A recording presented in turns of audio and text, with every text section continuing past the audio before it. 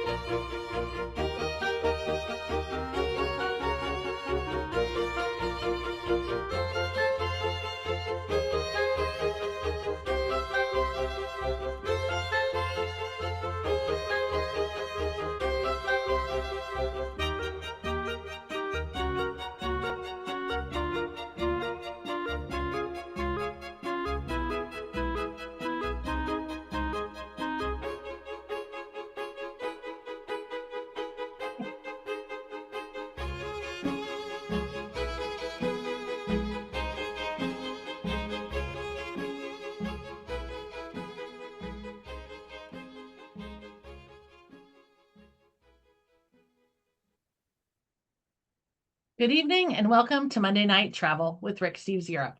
Whether it is your first time with us or your 50th, we are so delighted that you're here. My name is Lisa Friend, and I'm going to be your host this evening, along with our European food expert, Christina Stauss, and all of the skills that she's going to share with us. Can I just stop you right there for a second? Sure. There are no experts. There are only eaters and drinkers with opinions. Okay, and did you bring your opinions tonight? I sure did. Excellent. And you can call me Stauss. Okay, thank you, Stauss. So before we begin, please allow me a few introductory comments. Remember, you can find and register for upcoming Monday Night Travel shows on our website, ricksteves.com. We've got some great shows coming up. Next week, Rick is back with his spring trip report. The week after that, we have our own MNT hosts, Ben and Emily, going to talk to you about the best of Portugal. And then after that, frequent contributor and popular guest Robin Stencil is going to be talking to us about her love of Spanish cities and why you should love them too. So Ben is behind the scenes tonight, and he is putting a variety of resources and further information into the chat widget. He is also helping me corral your questions for our traditional end of the show Q&A. Let's turn our attention to tonight. Our guest is Stauss, and when she started working here at Rick Steves in the last year or two? Yeah, 2 years. Okay. I knew that I needed to harness her encyclopedic knowledge of food and wine for you, our audience. So Stauss, thank you for being here. Thank you so much for having me. I have always loved Monday Night Travels. It got me through some dark times in the pandemic, as I'm sure it did for a lot of you. At the time, I was working in the grocery industry, which was super hard. And I am really excited to take some of the knowledge I gleaned from over 20 years in specialty foods, beverage, cheese, accoutrement, olives, fancy snacky things, and bring some of that information to you to sort of support how you travel and integrate other people's culture into your travel and give you lasting memories, find ways to find great restaurants and eat on a budget and make new discoveries that will make your trip very special. And you had a housekeeping note that you wanted to share with the audience. I do. If you are joining us for the cheese tasting and you have not already, please bring your cheeses out of the fridge so they can come up to temp. Same if you have any beer or white wine in the fridge, let it come out and warm up just a little bit. And pro tip, if you have a red wine that you've been storing at room temperature, stick it in the fridge for about 20 minutes to bring it down to cellar temperature. We're not chilling it. Chillable reds is a separate episode, but it will just liven it up, especially because it's hot out there. Yeah. And Let's be so, comfortable. I'm going to interrupt you Yeah. so many times tonight I know. with questions from my point of view. What is cellar temp? Cellar temp is a wide span of temperatures depending on where you are in the world. But why don't we just say roughly 60, 65 degrees? Okay, perfect. All right, well, let us get started. All right. And it worked, yay. Okay, and so we are Christina Stauss and Lisa Friend, and we are tasting Europe tonight. So food is more than sustenance. Stauss, talk to us about how food integrates with our trips to Europe. Well, food is just a really obvious and approachable way to bring the culture into your body and live it. It's right there when you arrive at the airport. You need it for all day long travel where you're walking and you're out on adventures. It fuels you. One thing I think about with food specifically is, a museum will teach you culture, but with a food experience, you're living the culture. It's already there with you. And also, neurologically speaking, because scent and taste are so linked to memory, I think that when you eat something really memorable and wonderful in a place that you love, later, years later, you'll get a whiff of whatever pepper jelly or magical wine, and it will take you right back. No, I feel that because when I first started touring in 2000, so 26 years ago, we used to have a tour member reunion where people would come up, and these people came up to me and said, I still remember when we were in the Cinque Terre and we had pesto for the first time because 25, 26 years ago, not everybody knew about pesto. And so that was something that it was a very strong scent memory to them. So you tell me, are we ready for the next picture? I think that we are. So I think what we're going to do first is just talk about some high level bullet points. And the best piece of food advice I ever got was the earliest one I can remember. A woman said to me, "Don't you dare leave Istanbul if you haven't tasted Borek." And so for me, these are sort of like those ultra magical tastes of some of the places that we visit in Europe on a regular basis, that I think are Don't leave important. without trying. Yeah, don't leave without trying. That's the litmus test. That is. So let's start in France. Okay. A very good place to start. We'll start at the very beginning. When I think of France, especially because of the work that I've done over the years, I think of cheese. Cheese will be we will not be drinking cheese. We'll not be drinking cheese. Warm, but we will be enjoying some cheese later. And I think that the French do cheese in a way that is spectacular. I am not dissing other countries' cheeses by any means. No. I just think that French is almost synonymous with cheese. They have over 400 different types of cheese, which means that they have a cheese for every day of the year. And for that, I salute them. Yes, a cheese for all occasions. So there's some beautiful photos of some cheeses that I have seen over the last couple years.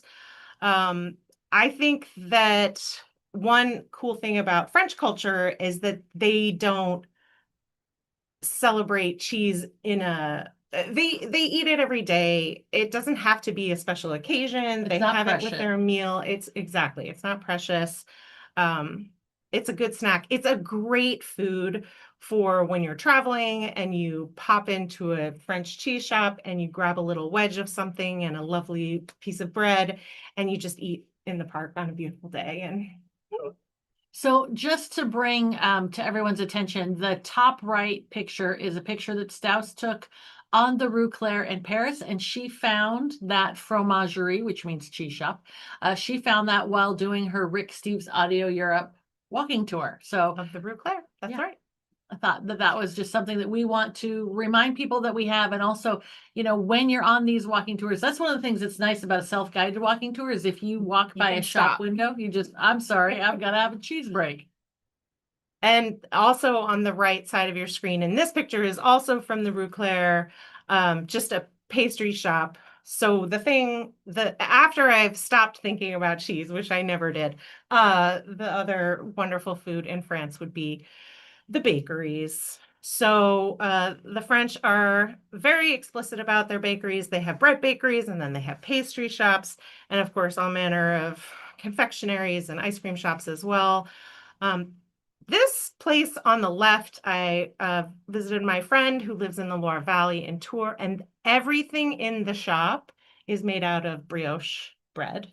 So that's not a Philly cheesesteak? That is, but it might have a Philly cheese. I mean, it I looks don't really think good. it's like vegetables and meats and sauces, but I just am always amazed by something when I visit France and I'm looking for a baked good. Mhm. So this is the Briocherie Le Long, and Ben's gonna put the information in the chat for you. But I think I know what a brioche is, but you have a better vocabulary for talking about these kinds of things. So how would you describe brioche?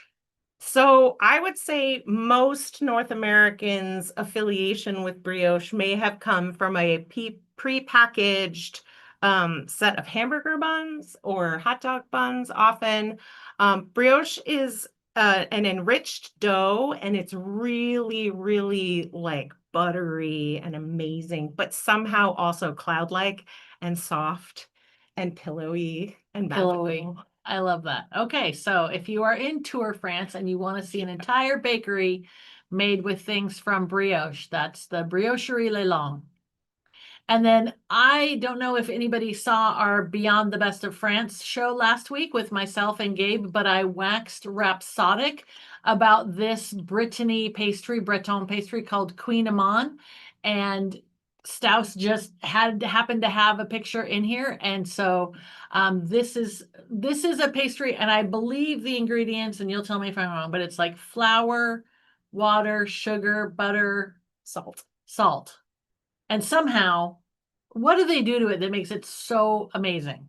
I mean, I am not a French pastry chef, but I believe it's called lamination, where the dough in between the butter layers builds up this beautiful layered effect. And then when it hits the hot oven, the butter melts and creates steam, and you get the puffiness. Technically, this is from Austria. This one?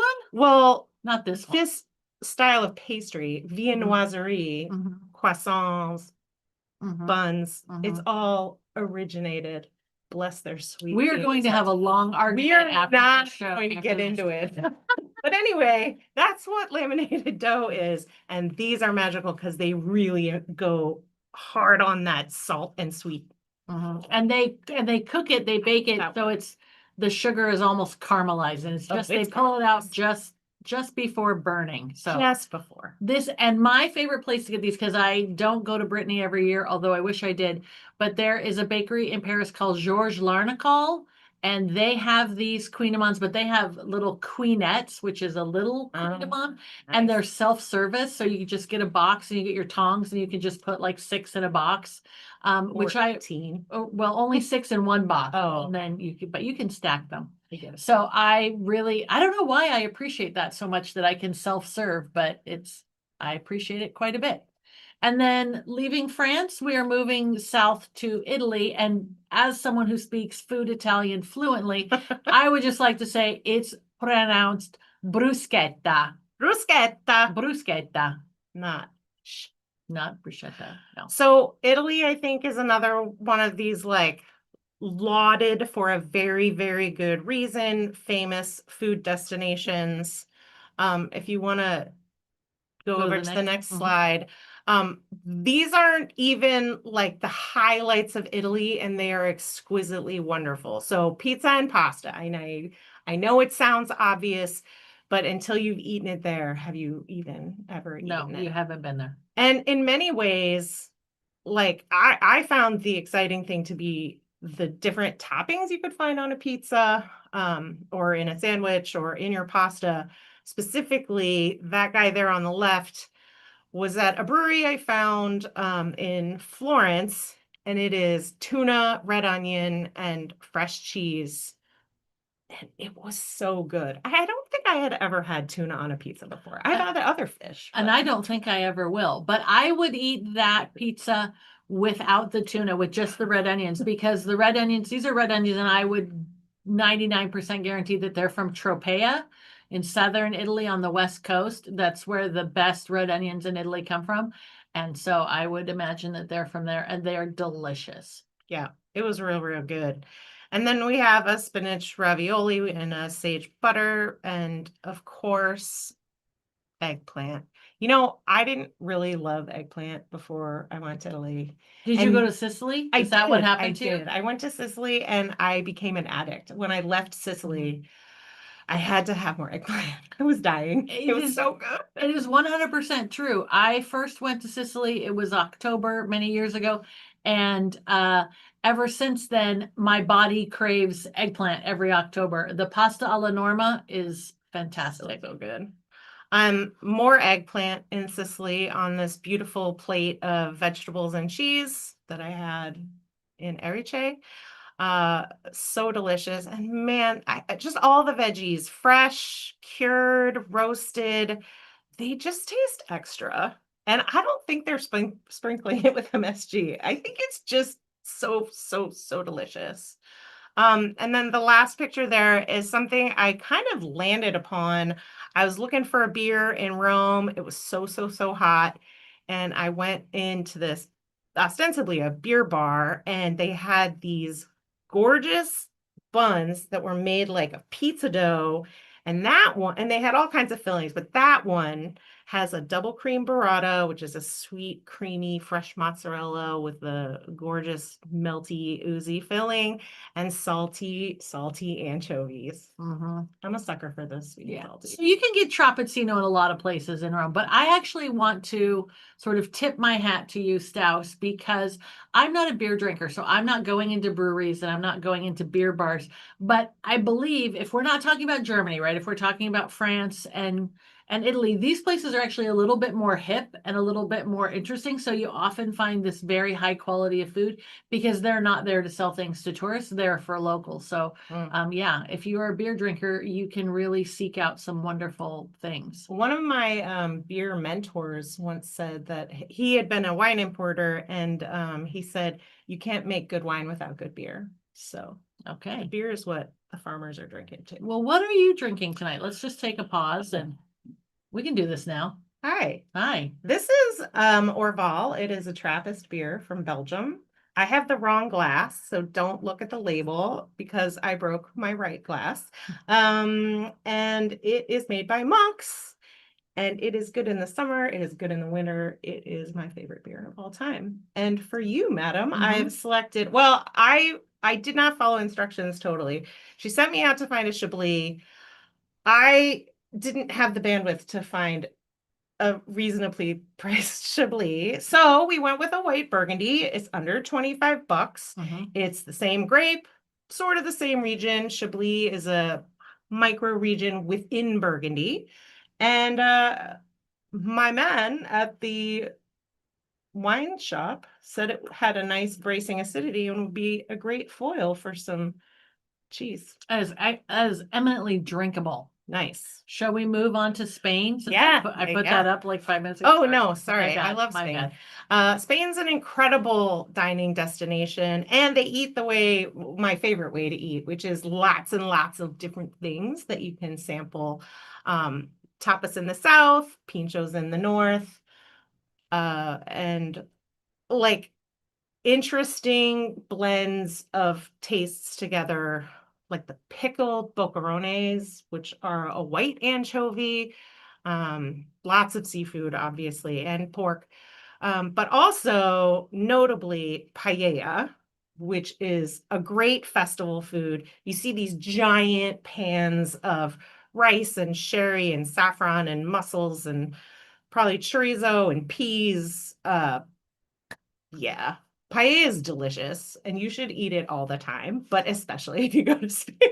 Thank you. I would be happy to be trapped in Spain for the rest of my life. They Okay. eat very well. Okay.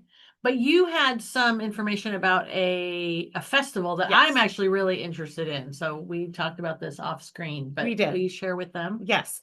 So in the north, in the Basque country, they're famous for their ciders, really high acid, zippy, almost vinegary ciders. And in spring, like January through March, maybe into April, if you are there, you can join an event called a choach.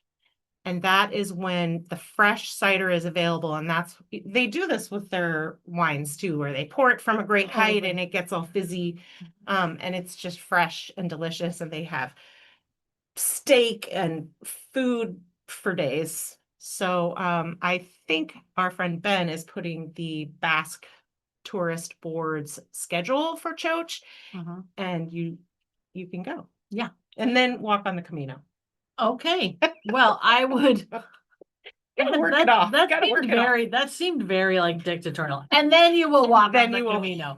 I'm like, okay. But I think food fairs, we're not here to talk about those a lot tonight because we did a whole episode about food festivals in Europe. But I think food festivals and eating in season is just such an important part of European life. And I still remember the first time I went to Germany in 1993. Ha, I beat you. I went in 92. Oh man.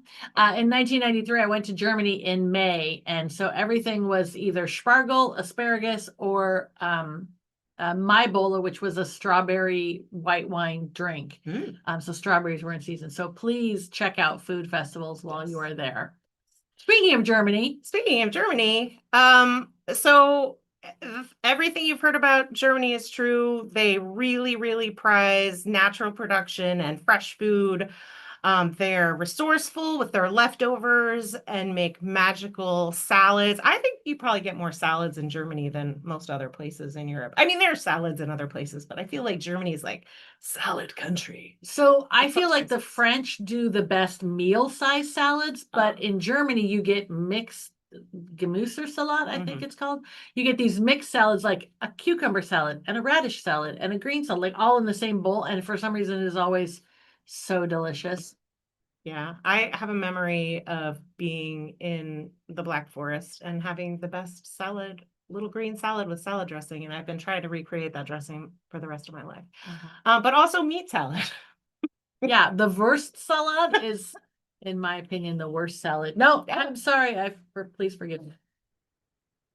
So the picture on the left, that's two kinds of Semmelknodeln, which are big, goofy balls of leftover rolls. Semmel is a roll. And then they make this magical vegetable sauce, and it is so good. I mean, yes, it is like eating into a dough ball, but it is the most flavorful, delicious dough ball.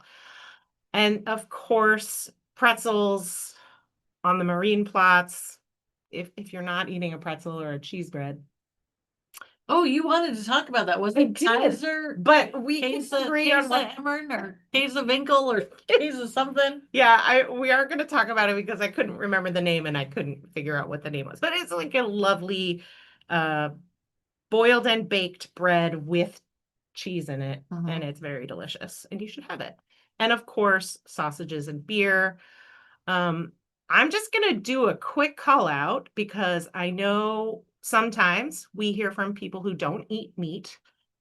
Those sausages are veggie brats, two different kinds of veggie brats that I had in Germany. And then, of course, the Semmelknödel have no meat in them. We'll get to a couple other things that also are vegetarian available. So don't think that just because you don't eat meat, you can't eat the traditional foods. I'm trying to find in the group chat where I messaged one of the German guides and said, "Hey, do they were called Käsebrot?" But what did you call them? Käsebrot. Oh, Käsebrot. Oh, cheese bread. Well, yeah, cheese boy. I would say please try it. Why not? Yeah, you should. you should If you try. see it, if it still exists. It existed in 1992. All right, what else exists in Germany? Um, so again, the pretzels are everywhere in the north and the south and everywhere in between. But I do want to kind of call out an unexpected German food, which is a doner kebab, which is, you might call it a gyro, if you're from the East Coast. That's what we called them growing up. Oh my They're God. called gyros, which I learned Yeah, it's after I a moved. €5 euro. Yeah, it's a €5 euro. But you know, the meat that they slice down into the beautiful fresh naan-ish bread with kraut. I can see some rotkohl on there and Usually sauces. some tzatziki or some spicy, or they ask you if you want spicy sauce. Yeah. But if they offer to put French fries in it, just say no, because that is carb on carb violence, and I don't believe in it. I would say yes. Really? I love French fries and sandwiches. Oh, well, Kidding me? you can have mine. Okay. There, we're great travel partners because we can go and I'll Jack's give you French Brett fries. and his wife. Oh, look at us. All right. So we decided we don't know what those women are holding in those bags. We don't think that they're strawberries, but those berries are fresh. And one cool thing about if it's not, you're not a well-seasoned traveler to Europe, I think that Britain and or Ireland are great places to start. The people are friendly, the views are extraordinary, and you already speak the language. And the food traditions are not what we think of as crappy British food or like people have that idea in their head that that's what their food is like, and it's not all boiled meats. No, They and have they don't understand, especially in Ireland and Scotland, the quality of the ingredients. Oh, yeah. Like those lobsters that we're all excited about in Maine, they just walk along the seafloor of the Atlantic and they show up in Ireland and they're just as delicious. Yeah. Okay, you ready The for me to food advance? yes, we can advance. I just think that the food there can be so beautiful without even having to be fancy. I'm going to say the word. The first picture there on your left is from a gastropub Yes. in Northern Ireland, and just exquisite plating, but not expensive. Fresh foods, fresh veggies. Oh, look at those radishes and the greens and the yummy bread. Yeah, That so was my mom's meal. I probably should have ordered that, but I took a picture of my mom's food. Obviously, tea, afternoon tea is a major component of British and Irish foods. Seafood stew or your chowder, if you will. Inexpensive, high quality ingredients, exceptionally delicious. And then the spice bag, the famous or not famous. or not famous. I am Oh, so never heard of embarrassed. it. I'd never heard of, I didn't know what a spice bag was. She said spice bag, and I'm like, excuse me? Spice bag is chicken and chips in a bag that they put a bunch of spices in, not too hot spices, but you know, flavorful spices, and shake it up and open it up on your plate. And it's a delicious nosh. That one didn't have chicken. It had fried halloumi, which I love halloumi. It's a cheese. It's the squeaky cheese. It's a squeaky cheese that can be grilled or fried. And then, of course, the classics. You got sausage roll with HP sauce. That's not a very elegant picture of HP sauce, but you can get it anywhere. Beer, of course. That is a cask conditioned beer, which means they don't add additional carbon dioxide to the keg. They pump it fresh, and there's more yeast in the keg that allows it to self-carbonate, but it's usually not as fizzy. I went to Scotland and I had some scotch. That's a big drink there. And then, of course, fish and chips. Can't leave without it. And I just wanted to add, so HP sauce is what they call a brown sauce, Right. and it's kind of like Heinz 57, but less acidic. Yeah. A little bit more umami. And Stauss wanted me to mention that that sausage roll is actually a veggie sausage roll. That's correct. That's another one. You don't have to suffer without a sausage roll if you're a vegetarian. I would suffer if I That had might have even been vegan. if I had to eat a sausage roll, but I'm not a big sausage. Veggie haggis, also a thing. Yes, let's keep moving on. Okay, so on to the Netherlands. I was lucky enough, my sister is lucky enough to live in the Netherlands, and I just got to go visit her. And I think Netherlands and Belgium are my favorite of the street foods and also mussels. So there I am eating a stroopwafel. I Stroopwafel. refuse to say it incorrectly again. Hot off the griddle, and the woman had like a a shovel of caramel that she was spreading into the hot half, and then it was so good, and it was not expensive. But I was in The Hague. I was not in Amsterdam. Okay, so here's my deal. Because Instagram has changed Oh yeah. the way a lot of people do things, there's now like one stroopwafel place in Amsterdam that always has a line down the block and is super expensive. It's like 12 to 15 euro for a stroopwafel. And it is, I went there, so you don't have to, because one day I was walking by and there wasn't a line, and I went in and I was like, what the hell? That's the price you're charging for a stroopwafel? But I paid it because I was already in there and I was doing research for you.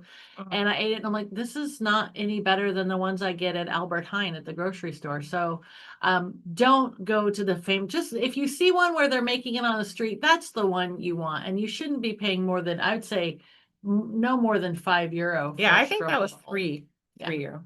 And that was on the pier in The Hague. It wasn't like a non-touristy destination. I was on the pier. It was You look so happy though. I was so happy. I was only unhappy because I had to share it. And then, of course, moule meunier, the national dish of Belgium. I love mussels so much, and the frites to go alongside. That's actually an assortiment of breads. But how do you like your mussels? I know you don't. I like my mussels with cream. Oh, So that's right. a la creme, because I just do. I like a creamy seafoody broth for dipping my bread. But you had some that I'd never heard of. Oh, the curry? Yeah, Yeah, the curry. the curry is I really can good. see. I mean, I can see that Mm, absolutely. But yellow curry. the mussels in Delicious. Belgium are almost as good as the mussels we have here in the Puget Sound. Did I just say that? We have excellent mussels here, and I think I've probably had more curry mussels in Washington State than Okay. I have had in Belgium, but I definitely had them there. And some restaurants will just have one kind or two kinds, but some will have 10 kinds, and you get to pick your own adventure. Honestly, there is nothing a Belgian would like more than to sit on a terrace on a patio at a restaurant and eat mussels and frites. Yeah, emphasis on the frites. Yeah, talk about the frites. You've got frites in the next picture. Yeah, so that was it also in The Hague. We had a giant, actually that was I think a small size cone of frite with some samurai sauce, which is basically an augmented mayonnaise.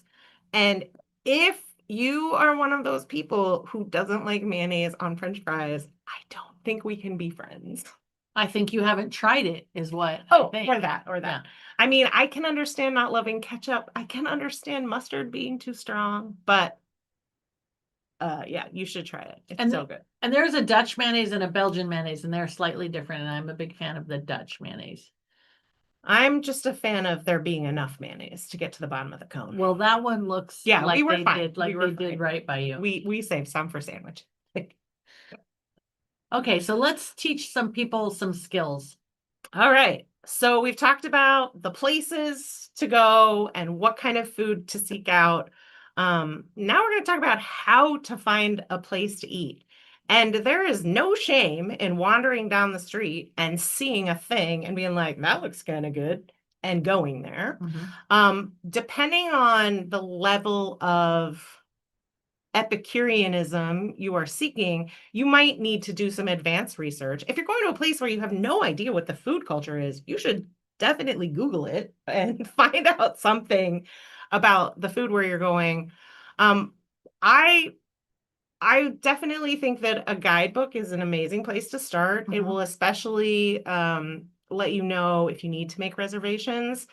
Reservations never were a thing, but I think since the pandemic, they've really kind of come into their own. Obviously, fine dining restaurants have had reservations forever, but even in mid-grade and walk-up places, they have more of a focus on reservations than in the past. So just be aware of that. And if you have your heart set on something, make sure you book in advance. So I knew that I was sleeping in a certain neighborhood in London a few weeks ago, and it was Sunday, and I knew I wanted a Sunday roast. So I Googled like best Sunday roast and narrowed it down to what was within walking distance of where I was staying. And then just because I was nervous about it, and because it was London during a heat wave, and so I thought maybe a lot of people are out at the pubs. I just made a reservation on Resi, Oh, which I had honestly I don't think I'd ever really done before. But when I showed up, there was my little table, and I had a fantastic Sunday roast mm. with Yorkshire pudding and Oh, the puds. Yes. Um, I think that if you once you've knocked out the reservations and doing some advanced research, I think keep it simple, stupid. Just open up your phone to the maps and type in bakeries or breweries or wine bar gastropub. or gastropubs. That is my magic elixir. I just type in gastropub for everything. I think this shot of Montparnasse is actually, I was looking for bakeries near my hotel because yes, the hotel had breakfast, but what about second breakfast? And 11's. So yeah, I that's where that's my second stop is just looking on a map to see what's out there and if anything looks special. Sometimes you'll see a rating, like a TripAdvisor or a Yelp rating.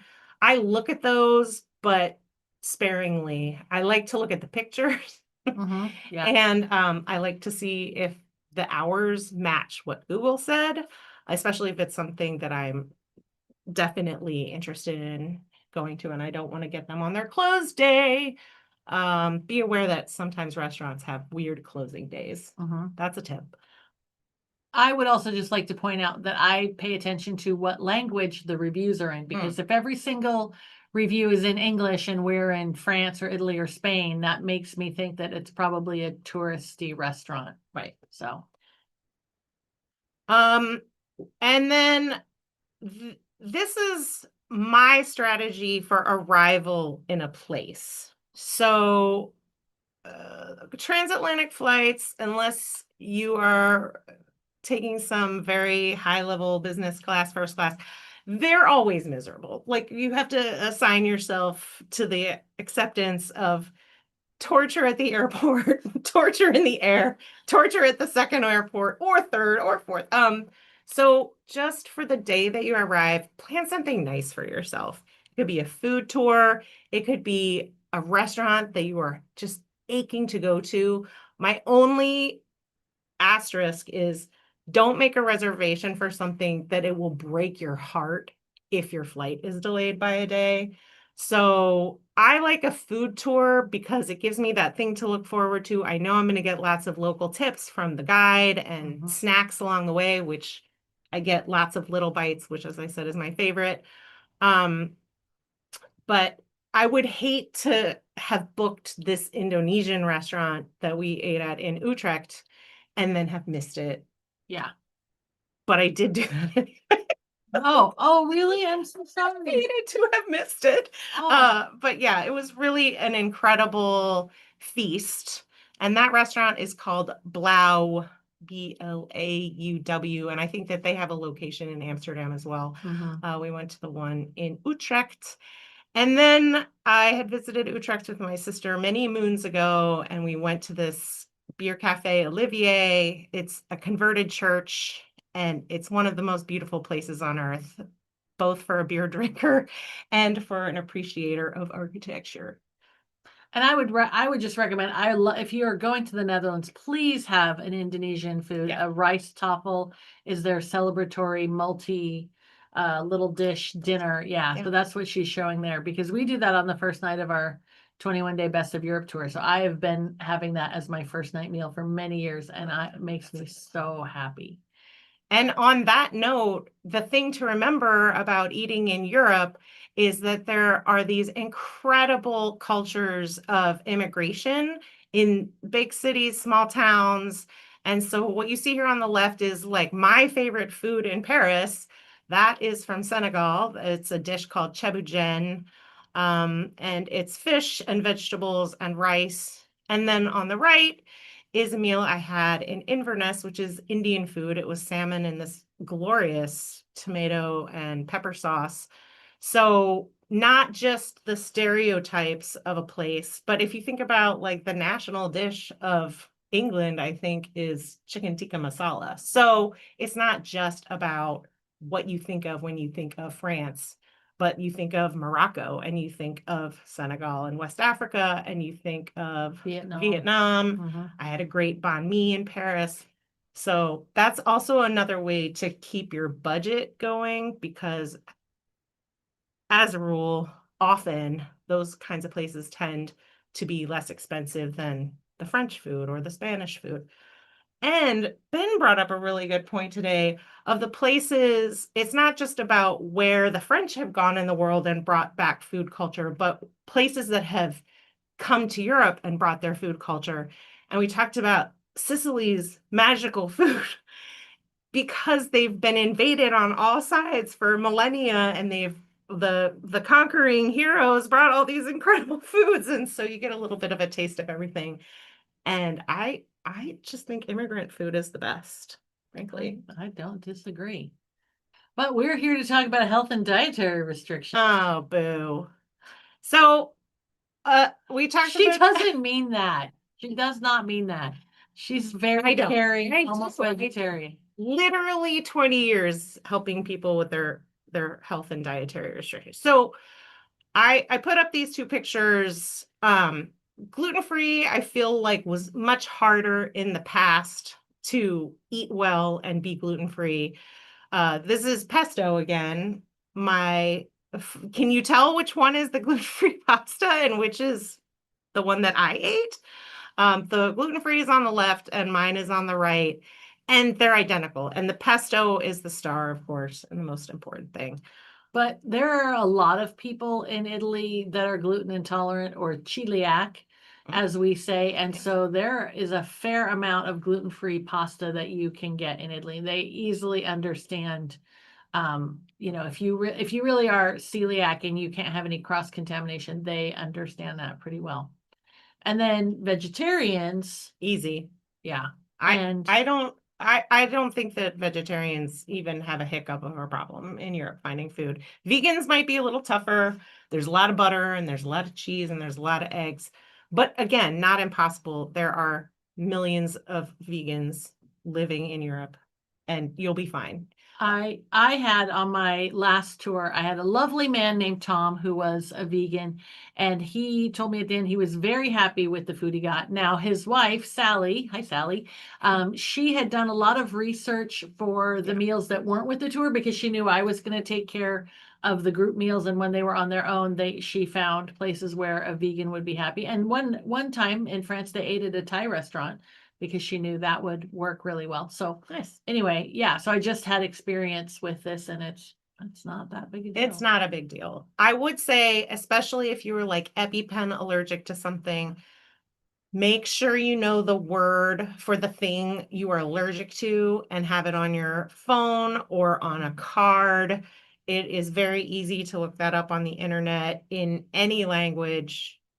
In any language. I know I can look it up in Irish. I've looked it up in Irish. So all languages understand. And speaking of Ireland and lots of places, they now have like a numerical system at the bottom of their menu that will include all the major allergens. It will include whether something is has meat, if it has red meat, if it has pork, if it has it's all laid out on the menu. It's much more further advanced than most places I've seen in North America. Yeah, I would say in Britain, they're also very, very good at listing allergens.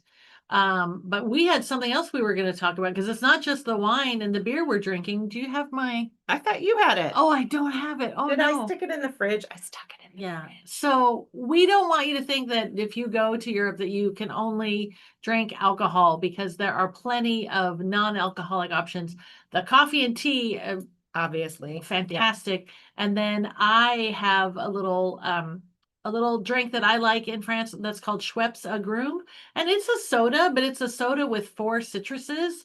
And I get that for all of my non-drinking tour members when we go on tour together. And it's something that I buy at the grocery store when I'm there and enjoy myself.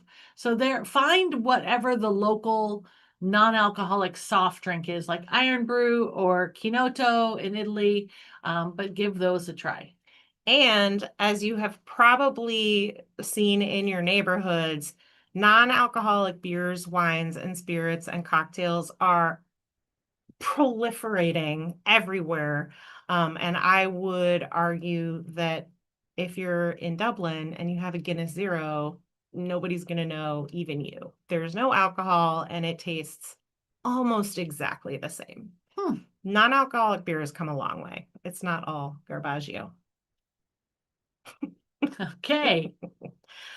So, talking of ways to like be on a budget And stay healthy.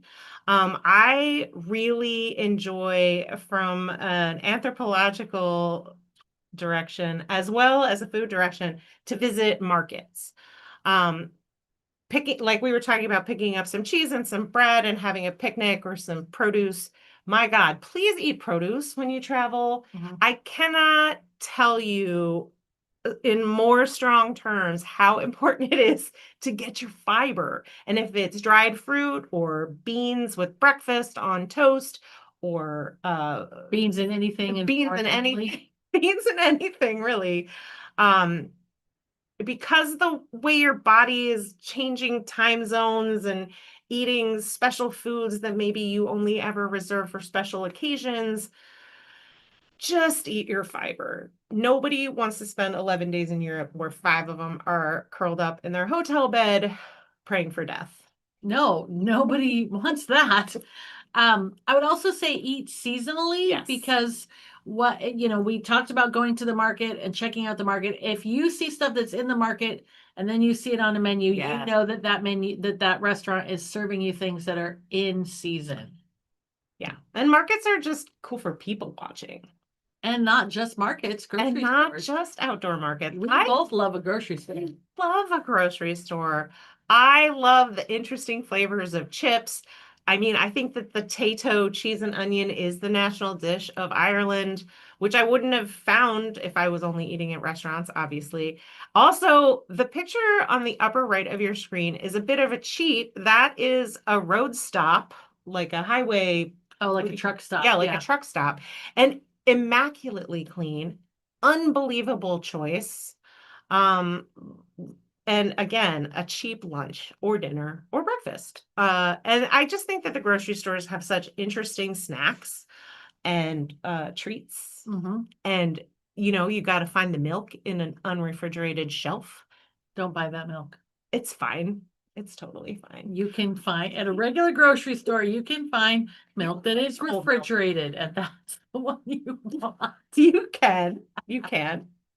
I just want to point out that this pasta that Stauss is showing us is beer stein shaped pasta. And we're going to talk about food souvenirs at the end. So stay tuned for that. But that is something I'm going to have my eye out for. And I will say grocery stores are the best place to buy food souvenirs. Oh, yeah. Best place. Yeah. For budget and selection. Yeah. Okay. We've got solo and special experiences, and you have some words of wisdom for us. I do.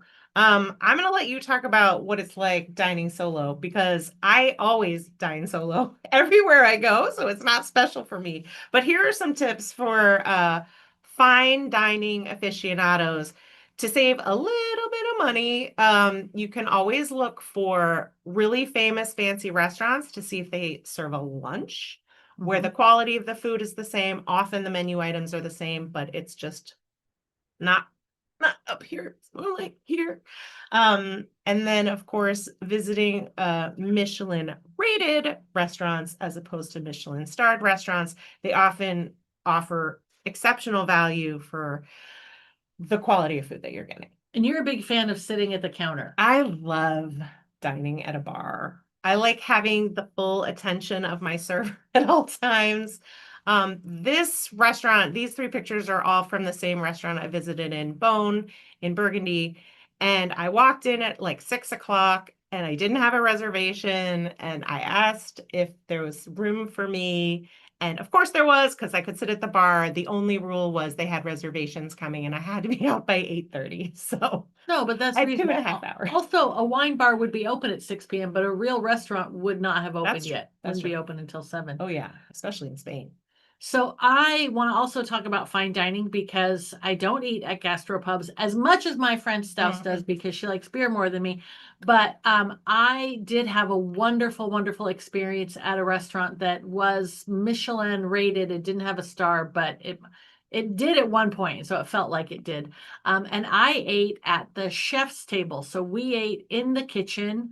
You can see in the upper right, like that was about 6 feet away from our table. And it was I don't know, when I was in the restaurant business, we called them the buddy bar. So it was like 6 people at an elevated table.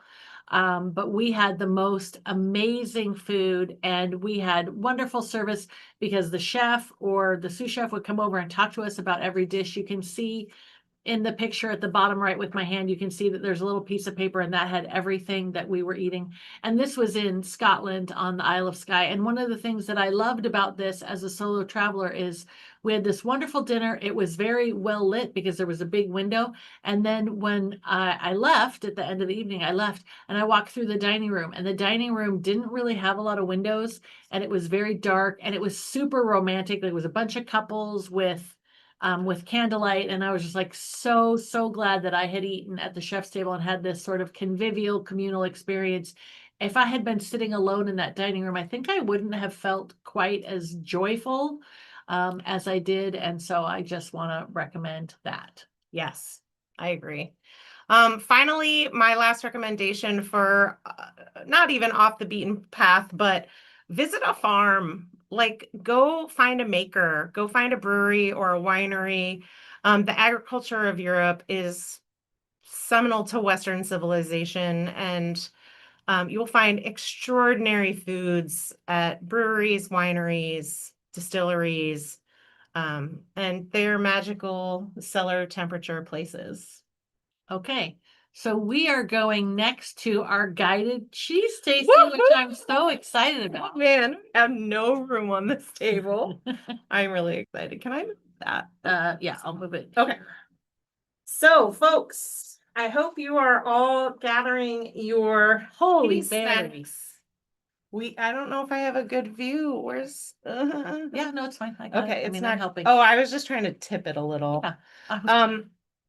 So it was more visible.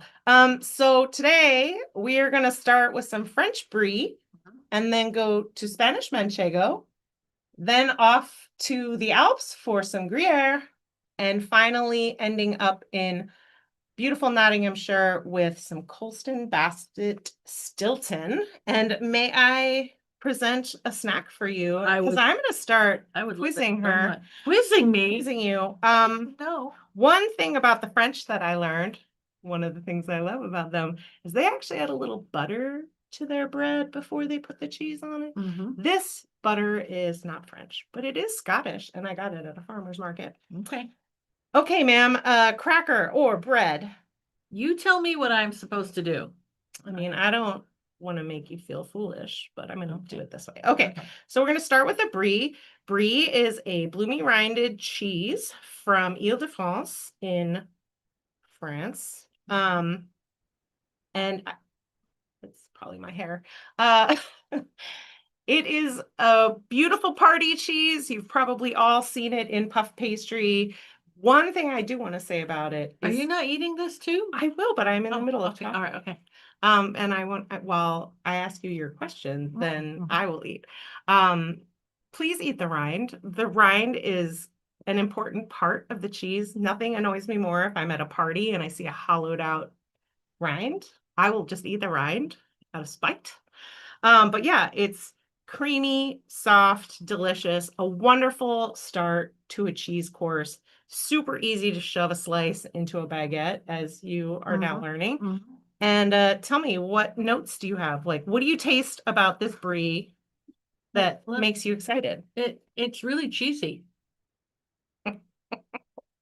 I didn't realize I was going to be describing the cheese. I thought it's guided. I want you to talk about it. Like, what are you tasting? I mean, it's exciting.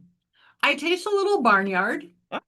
I taste a little bit of that Yeah, barnyard. I don't know, like, but it's not, I really prefer brie with like a chutney or something to sweeten You it up. want a No, little? no, because we're doing cheese Okay, tasting. sorry, I did bring some accoutrement.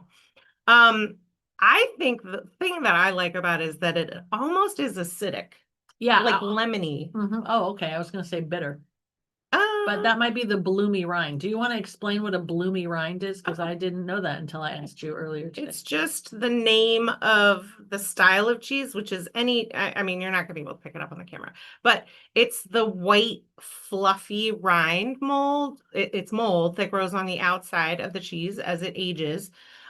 Brie isn't aged very long, but it very quickly develops this super fluffy, gorgeous white rind. And it, like I said, it's edible. Mhm. So please eat it. Okay. I think that the name of it is Penicillium candidum. So if you want to get scientific, although I am not a certified cheese professional. What were you saying to me earlier about bread versus crackers? Oh, It's interesting yes. to me. Okay. So I worked in the cheese industry for a long time, and there's, the age old, like, I'm having a party and I want to get some cheeses, and should I have bread or should I have crackers? Well, both, have both. But if I were only going to have one cheese, if it's going to be soft and bloomy and creamy like this, I would probably get a hard cracker. Mhm. But if I'm having a hard cheese, I would probably go with a nice squishy piece of bread. So it's like a contrast in texture as well as I have to taste. say that changed the taste of the cheese to me a lot. These crackers also have olives in them. Yeah, but I know I In bought a them, good way. but yeah, but I feel like the creaminess of the cheese goes more nicely with the hard cracker. Yeah. It breaks it down a little bit faster, Mhm. whereas on the baguette, it just felt a little bit heavier to me. I don't know. I love brie, but I do generally have brie with cheese. But look, I'm going in for a third, so Yeah, it's yeah. so good. And here's also a tip if you can't decide, buy a baguette and bake half of it into little rusks, and then you'll have both. Pro tip. All right, are you ready for our next adventure? So I also, before we get too far into it, I want to do a shout out to the cheese box in the Pike Place Market, where I got all these cheeses and were selected and cut in the moment for me by my cheesemonger friend Nova. So shout out to the cheese box Thank if you, you're in cheese box. Seattle. This cheese is an unpasteurized manchego. This is cheese number 2. You may have picked up a pasteurized manchego. You may have picked up something else entirely. I wanted to have like an assortment of pasteurized and unpasteurized, as well as different milks. And so this happy little fella is a sheep's milk cheese. Ooh, I like sheep's milk cheese. And please don't forget that we are going to take your questions in the Q&A session, but We're going also as fast as we can. talk to us about what you think of the cheeses, because I am very excited to know what you think. I like manchego because it's salty. I love manchego. Manchego is protected by name and its region where it's made. It's from La Mancha, where the man is. And it can only be made from the milk of a manchega sheep. Now, what about the rind on this one, though? This seems like... This rind is chewy, but it is edible. I would say, in general, as we get into the harder cheeses, the rind is still just air, salt, and milk proteins. There's no wax, and even if it was wax, I mean, technically it's edible. It's just not delicious. Do I seem like a Here, will it make you feel better if I eat my rind? No, I don't want to eat my rind. Oh, you don't have to. Okay. Do what you want. It's fine. Okay. Next, this slippery fella. I cut this into strips because normally when people think of Swiss cheese, especially Gruyere, they think of fondue. But we were not going to do hot cheese tonight, and I want to cut it thin, so by the time it came up to room temperature, it was super pliable and soft and melts right in your mouth. Man, that is a cave-aged Gruyere from the Swiss Alps. It smells like flowers and feet. And meadows and Julie Andrews. I know. That's Austria, but still. There is something very strong in this. Strong good, strong bad. Not strong bad. Earthy. I love it. No, I do too. Manchego is very nutty, like notably nutty. And Comté, which is the French version of Gruyere, and Gruyere, I think take nuttiness to the next level. Like they're so like a Marcona almond nutty. I did not bring Marconas. I have some pecans for them. All right. I am sad that you didn't bring one of my favorite cheeses, Oh man. which is Gouda. Gouda. Now that's Gouda. one that I wouldn't eat the rind. Oh, because it's waxy. Because it's waxy or because it's wax? It's wax. Yeah, that's a good. But it's food grade wax, so it won't hurt you. It's just bleh. Uh-uh. All right. I feel like I'm babbling too much. So should we make our way onto Colston Bassett? Yes, please. This beautiful blue cheese. Why don't you just take a nugget off the end, or I can put it onto your bread or a cracker. What do you want? Name controlled location from Nottinghamshire. Nottinghamshire. Nottinghamshire. Yeah. And very lightly veined. So I believe that even if you don't love or like blue cheese, if you want to try it, am I holding it the wrong way? No, you're holding it perfectly. I was just trying to get it closer for I'm them. like, sorry, I didn't mean to. yeah, let me rotate it. I just don't want to drop cheese on the thingy. Yeah, it's not heavily veined like a Gorgonzola or a Roquefort, which are other classic blue cheeses. And the paste, like the white part, is just sweet and beautiful. And so good. in England at Christmas time, they have it with a little snifter of port, and it is just magical. Again, sweet and salty. Love it. That is delicious. That is almost as good as my favorite blue, which is sweet Gorgonzola. The one that is like they scoop it with an ice cream scoop, or the one that still slices? They still slice it, but it's a little bit runny. Oh yeah, super soft. All right, I can't wait to hear that you all had some cheese, or what you thought of the cheeses, or what cheeses you'd like to try next time. Okay. But you're not allowed to bring cheese home, are you? Oh yeah, you can. What's the rule? The rule is, well, hopefully what Ben is going to drop into the chat are the rules for both Canada and the United States. They change too much to memorize, but cheese is 99.9999999% fine, as is butter. Although don't do what I do and transfer at Newark and be stuck letting your butter get warm, and then they confiscate it because they say it is spreadable. So just keep it in your checked luggage. I follow the Lisa Friend packing model. I only carry on my way too, but I cheat a little and bring things home in my luggage on the way home that are checked. It's not cheating. That's how I got my Schweppes agrumes home. Oh, see, there you go. And my olive oil and my balsamic vinegar. And yeah, no, I always check on the way home. And in this picture, you see I brought home a bottle of beer as well. But food souvenirs, what a way to extend your vacation or bring your friends and family a taste of the magical things. I think the obvious ones are candy bars. I got this at my favorite Scottish brewery.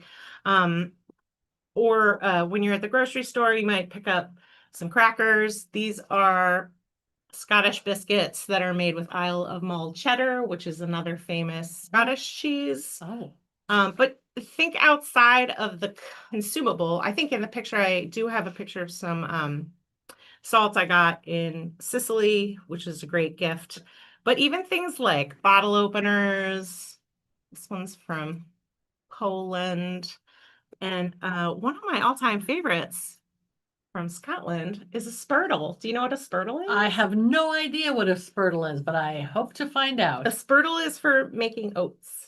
Really? And it doesn't smash them because there's no bowl of a spoon. Oh, well, that's cool. But it's a food gift. So there's lots of things you can bring home. Check the website for the rules. But in general, I think that the mostly hotly contested one would be like cured meats. Yeah. Don't go to a butcher and get a 300 grams of cured meats. But if you get something in a sealed package, my friend brought me some hamon back and it was fine. Okay. So Thank you very much, Hmm? Stauss, for this delicious trip through Europe. My I'm going to beginning. just point out that next week, as I mentioned, we're going to have Rick back on, and he's going to talk about his spring 2026 trip report. And then Ben and Emily are going to talk about the best of Portugal, and Barcelona and Madrid will be covered by Robin Stencil. And if you have not had enough of me, or if any of this has piqued your interest for a tour, please join myself and Andy Steves on this Thursday night as we're going to talk Tours 101, which is our sort of hour-long what life is like on a tour situation with pictures and videos from people. So please join us for that. You can register at ricksteves.com/tours/101. And then All right. Ben is going to come back and Ben is going to talk to us about some Q&A. But before we do that, I'm in charge of the word from our sponsor. So the word from our sponsor tonight is our Italy for Food Lovers book, which was done by Rick and Fred Plotkin. And it is a Bible of all the information you ever wanted to know about what to eat in different regions of Italy. And as some of you may know, we at Rick Steves cover what we feel like is the best of some of these places, but Fred Plotkin made us cover everything in Italy. So if you want to know what the best kind of food to eat in Puglia or the Friuli Venezia Giulia, it's going to be in this book. So you can buy that on our website, ricksteves.com. And Ben should be joining us any second to talk to us about the Q&A, but you have something you want to say before. Okay, what did you do, you little? So after a fine meal, you would like to have a digestive. And Amaro, Aperol, all of these are digestives. They settle your stomach, help you sleep. The mysterious herbs and minerals in there make you happy. So I say, yeah, very good at cutting the heavy food. yes, yes. So I would just say cheers to you. Thank you so much for inviting. Cheers, Stauss. Thanks for coming on our show. Okay, what is it? Which kind is this that we're drinking? This is an Underberg Bitters. This is from Deutschland. And it is, it's like if Jägermeister didn't have any sugar in it. It's pretty amazing. I love it. Lisa. Digestive happening right now. I should have said Prost, not You Sláinte. should have warned me that was coming. Oh my goodness. I'm Ben, not- I hope you have some good questions for us. I do. And my computer screen is filled with blotches because I was reaching out trying to grab the cheese from that cheese board as you were talking. So I'm going to be paying you a visit in just a few minutes, if there's anything remaining at least. Oh, there will be, but I'm there eating will it very quickly to get the taste of that bitter out of my Oh, mouth. come on. It's so good. It's so healthy. It is. I don't think you're allowed to say that alcoholic drinks are healthy, though. So it is healthful. Okay. Yes. All right. I am recovered. Ben, what's going on? All right. We'll carry on with the questions, starting with Zach. And actually, well, it's a comment and a question. Oh boy. Stauss, Hmm. did you work with Erez at Whole Foods in the COVID era? I sure did. Okay, well, Zach says hello. Hi, Zach Zach. did their wine schematics. I have no idea what that is, by the way, but you probably do. It's when you decide what order the wines will line up on the shelf. Aha. Okay. Well, you had many shout outs for this wonderful presentation. That's just one. Next up is a question on etiquette. When you're in Europe, should you eat as you would at home? When do you use knife and fork? This comes from Tina, by the way. Oh man. Okay. Well, nobody's ever going to come to me for etiquette lessons, but I would say in general, knife and fork, but also situationally appropriate. At a restaurant where you're seated, knife and fork. In France, bread is eaten with the hands. Mm-hmm. And it is put on the tablecloth, not on the plate, because if you put it on the plate, it says to the host that you think their tablecloth is dirty, which is the exact opposite of what we would do in America. We would never put our bread just like on the tablecloth, but there. And then in a park, everything is finger food, so it doesn't matter. I would say unless you're eating street food, everything is to be eaten with a knife and a fork because that's just how they do it. And it's hard for Americans to eat pizza with a knife and a fork, but that is the traditional and local way to do it. So you do you. I'm just going to tell you what locals do. Well said. Thank you. From George, what is your favorite cuisine in Europe? And Lisa, we'll start with you. Oh, wow. I was not prepared for that. Okay. What is my favorite cuisine? This is strangely, it is harder than it Hate mail. seems. Hate mail is coming. So I love the quality of the food that I eat in Ireland and Scotland and to a lesser extent England. But I'm gonna have to go with Italian food because again, the quality of their ingredients, but it is followed by a very close second of Swiss food because maybe it's all that fresh air and maybe it's the hiking that I have to do. But there are three meals that I always eat when I'm in Switzerland, and you couldn't get me to leave the country without having fondue, Rösti, which is a chipped potato dish with cheese. It's a hash brown. And then it's not a hash brown. It is a chipped potato dish with delicious toppings of a variety of ingredients. Yes, that's correct. And then the other thing that you can get in Germany and in Switzerland but is Rahmschnitzel, which it is just a pork cutlets with a mushroom cream sauce, which is just that is my go-to jam. Mushroom cream sauce. I'm all about it. Way too honest an answer. Right. I'm gonna say, for me, with no qualifiers, it is a three-way tie between Spain, Belgium, and Sicily. Okay, three-way tie. All right. One corner, all three corners. And if I I was had going to say like a triangle yeah, for Europe. right. My tri-cornered hat of eating, yes. And each very unique. Good, but I will say that I was in London a few weeks ago and I had Georgian food for the first time because my friend Ben Green Oh yeah. said Georgian food was his favorite and I had to try it. And I was walking past a Georgian restaurant and I went in there with my colleague Holly the next night and it was amazing. It was delicious and the service was nice and we were the only like tourists in there and I was just very, very happy for that recommendation. So thank you, Ben. Georgian food is to die for. Yep. I'm glad you experienced it, Lisa. It is indeed my favorite. But is Georgia in Europe? Could I answer this question by saying Georgia? I think the answer is yes. Yeah, Okay. I don't know. That's your bailiwick, my friend. I'm going to say yes. I'm going to say yes. Okay. We'll move on to a rapid fire this or that. So Okay. this is opinion based, all right? And we'll do it. So Stauss, we'll start with you, and then Lisa, you answer. Okay. Brie or Gruyere? Gruyere. Oh, Lisa? Brie. Ooh, You can change your answer. Gruyere, melted Okay. in All right. fondue. Tiramisu or cannoli? Back to you, Stauss. Tiramisu. Tiramisu. But I will qualify that by saying I don't love either one of them. I like them both. Yeah. Okay. The only real, true, beautiful Italian dessert is gelato. Correct. Everything else is just meh. Go to France for a great dessert. Or eat gelato. Pastel de nata or creme brulee? Pastel de nata. Pastel de nata. Yeah. Although, I mean, she's been right. Yeah.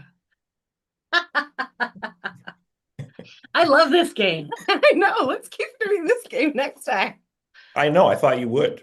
Okay, one more. Mealtime, Northern Europe, 5 to 7 p.m. or Southern Europe, 7 to 9 p.m. Oh, I'm old. I like to eat early. Wow, I'm not old. I like to eat late. But I would say that I like to eat early and then go to the pub. She has a quota. She has to say pub a certain number of times in this show, or You take one thing from this presentation. It is eat at a pub. You'll be fine. Is there like a pub national committee? Are they paying you, Stauss, to mention? She is from the pub tourism board. I am. Yeah. But I would like to eat later, please. Yeah. A practical question from Cindy. Is it okay to share a single dish at a restaurant? Of course. You can order from the appetizer menu only. You can share a plate. I mean, I don't know that you can do this at a 5-star place. I don't eat at those places, transparently, because I would rather buy those ingredients at the market and eat them in the park. Now you know everything about me. But yes, order what you want to share with who you want, as much as you want, and be happy and don't second guess yourself. Okay, Yeah. except in Switzerland. Because at a sit-down restaurant in Switzerland, especially ones that deal with tourists a lot, they are a little bit tired of having tourists who are just there with sticker shock as to the cost of everything Mhm. and splitting meals and ordering tap water. They're not so excited about that. But anywhere else, I've never had a problem. But it's not a problem in a pub. She's Thank right. you, Stauss. She is right. I have seen it where there's a small surcharge for Yeah, sharing, like yeah. €2 They do or that in the something. US too. Yeah. Yeah, yeah, but yeah, not a problem. I didn't even get to my like don't be pressured speech. She did not. I was going to talk about dare food and like don't be pressured to do anything you don't want to eat. Like don't feel like, oh, this cultural touchstone of eating raw monkey brains. Like don't feel like you have to do it. For me, that item would be kasumarzu, which is a Sardinian sheep's cheese that has maggots on it that is illegal to sell. So if you know a guy whose dad's cousin's sister's uncle makes it, you can get it, but I don't want it, frankly. And even though it's famous. I will not eat fermented shark in Iceland, nor will I eat, we talked about this. I won't eat horse in Italy or France No horse meat. for personal reasons. Right. What was the other thing we said we wouldn't eat? Well, I said I wouldn't eat foie gras. Oh, I will eat foie gras all day and all night because it is delicious meat butter. But I won't eat, I'm trying not to eat octopus since I saw that movie. So I also don't eat that. is that more than you wanted to know about? Well, No dare foods.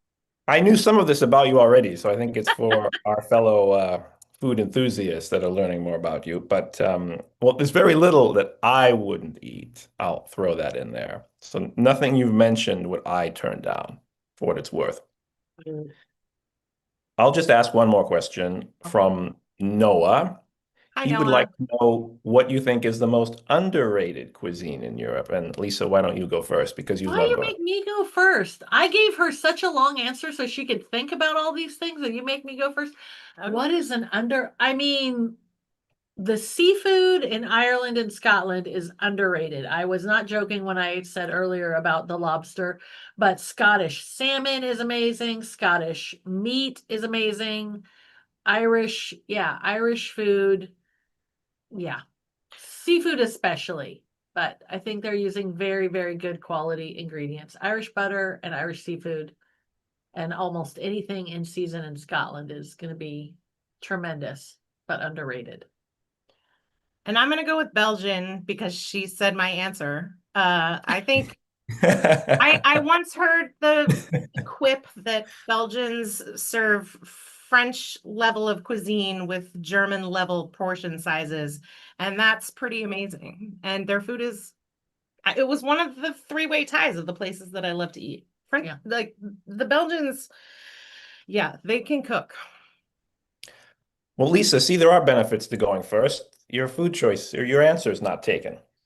And I'm going to answer this question with Croatian, since we haven't spoken much about Eastern, Central, Southeastern Europe. I love Croatian cuisine. It's this mixture between Adriatic Mediterranean seafood with more continental meat, Ottoman influence as well. It's really a crossroads. So I would say Croatian is underrated. And they have that's the last. The famous red pepper spread. Yes, Ivar, I want to say. This isn't that, but this is a Croatian cherry spread.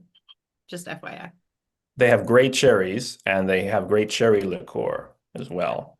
That probably tastes better than this. Lisa and Stauss, I'm going to turn it back to you. This has been delightful. My mouth is watering. I'm going to see you in a few minutes, so prepare yourselves.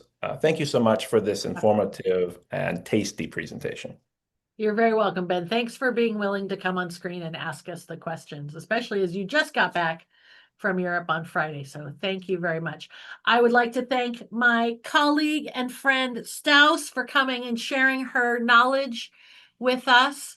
I would like to invite you to come back next week to see Rick, no, not with us, Snacks. and bring snacks, to listen to Rick's trip report. And I would like to say, if you would like to, please join us for Tours 101 with me and Andy Steves on Friday night. So, oh, we've lost that. There we go. Oh, Did that work?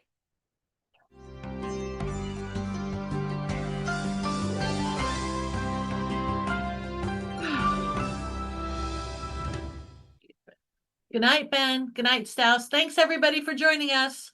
good night, Good Lisa. night, everybody. Good night, Stauss. Good night, Lisa. Good night, everybody. Bye, Noah and Zach.